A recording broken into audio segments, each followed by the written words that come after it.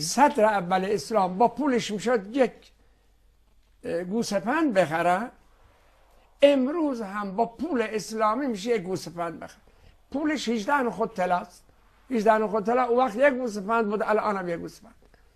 این تغییرات که برای طلا میدید میگن اینقدر دلار بوده، دلار میره پایین میگن طلا اومد بالا.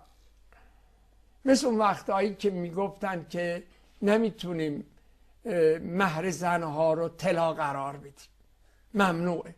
میگفتن چرا؟ میگفتن چون طلا هر روز یک قیمتی داره. حالا معلوم شده که پول پایین میرفته، طلا بالا نمیمد. این طلا گناهکار نبود. طلا مثل خورشیده. مدت ها میگفتن خورشید دورمون میچرخه، حالا فهمیدن خودمون میچرخیم، نه خورشید میچرخه. حالا اجازه میدن.